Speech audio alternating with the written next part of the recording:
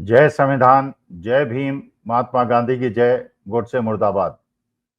देखिए, एक ऐसा अच्छा समाचार मिल रहा है वेस्ट बंगाल से, जिससे लग रहा है कि विपक्ष की राजनीति में थोड़ी सी तेजी आ रही है और भारतीय जनता पार्टी के लिए परेशानी क्रिएट कर रही है। एक बंगाल से और एक उत्तर प्रदेश से एक खबर आ रही है, जिससे ऐसा लगता है कि कांग्रेस ने वो करना शुरू कर दिया है जो उसे बहुत पहले करना चाहिए था। लेकिन चलिए, देर आयत दुरुस्त आयत।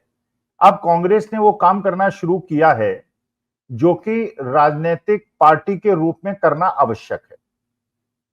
देखिए, सबसे पहले चलिए हम बात करते हैं बंगाल की। बंगाल के अंदर आप जानते हैं, या पूरे हिंदुस्तान के अंदर आप जानते हैं, भारतीय जनता पार्टी की रणनीति क्या होती है।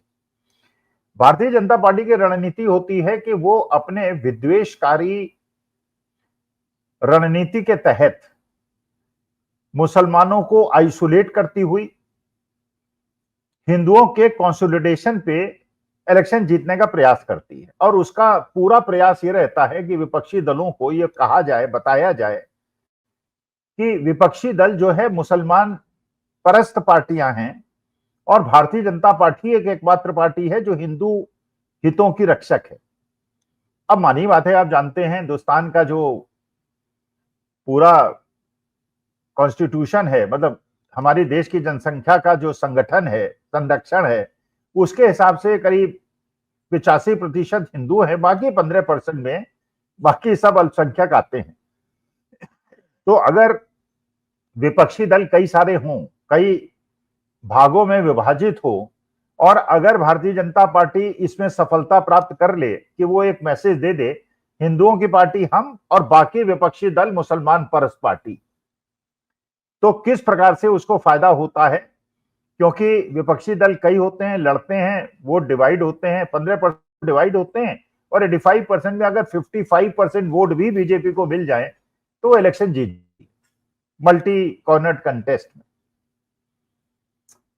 तो जो बंगाल के अंदर हुआ है, देखिए बंगाल के अंदर कितनी खूबसूरत चीज हुई है। भारतीय जनता पार्टी के एक बहुत दिग्गज और कद्दावर नेता दिलीप घोष, जो वेस्ट बंगाल भारतीय जनता पार्टी के अध्यक्ष थे, बहुत दिनों तक उन्होंने भारतीय जनता पार्टी को लीड किया, उनका एक बहुत बड़ा संगठन है, और उन्होंने अब ये निर्णय ले लिया है कि वो बंगाल के अंदर भारतीय जनता पार्टी, पहले भी उन्होंने भारतीय जनता पार्टी के कार्यक्रमों में जाना छोड़ दिया था और ऐसे कार्यक्रमों में जाना शुरू कर दिया था जहां टीएमसी के बड़े बड़े नेता जाते थे और जहां ममता बनर्जी जाती थी, उन्होंने जाना शुरू कर दिया था। इंडिकेशन दे दिया था कि वो भारतीय जनता पार्टी से अलग रास्ता चुन चुके हैं।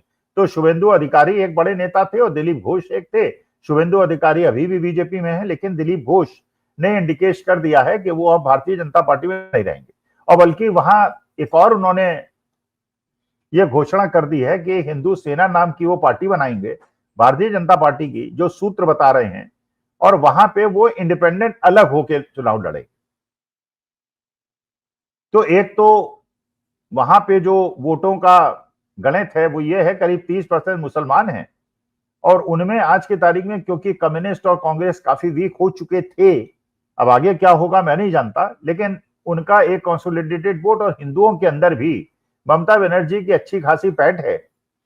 और अगर इस प्रकार से हिंदू सेना के नाम से दिलीप घोष अलग पार्टी बना के चुनाव लड़ते हैं, तो जो भारतीय जनता पार्टी का कोर वोट बैंक था, जो एक्सट्रीम हिंदुइज्म का पार्टी के वोट है, वो तो दिलीप घोष के साथ चला जाएगा। और क्योंकि ये वोटों में डिवीजन होगा और हिंदू वोट अगर 55% अगर कंसोलिडेटेड भारतीय जनता पार्टी को नहीं मिलते तो इलेक्शन नहीं जीत सकती, तो वेस्ट बंगाल के अंदर तो जो एक अपोजिशन के हित में काम होना चाहिए था वो हो गया।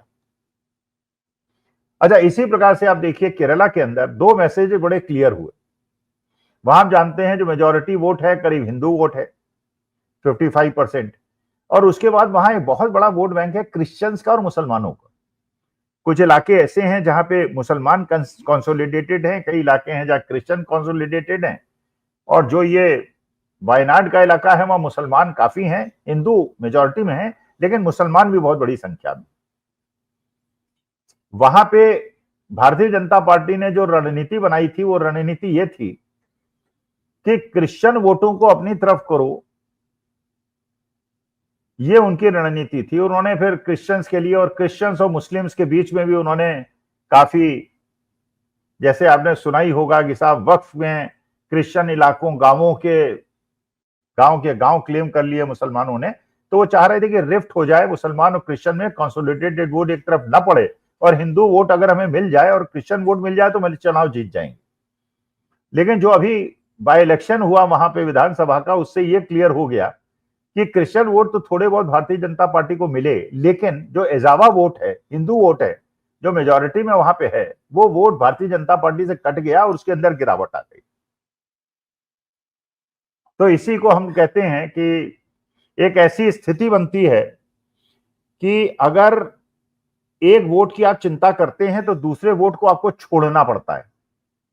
तो क्रिश्चियन वोटों की चिंता आपने की तो आपको हिंदू वोट में कटौती हो गई। तो अगर आप कोशिश करेंगे किसी प्रकार से रणनीति बदलते हुए कोई भी कंप्रोमाइज करोगे, जो ये परेशानी कांग्रेस के साथ भी आई थी, उसे हिंदू वोट भी चाहिए, मुसलमान वोट भी चाहिए, क्रिश्चियन वोट भी चाहिए, सिख वोट भी चाहिए, तो वो किसी एक धर्म और जाति की बात नहीं कर सकती, जो भारतीय जनता पार्टी कर सकती है, क्योंकि they don't want Muslim votes.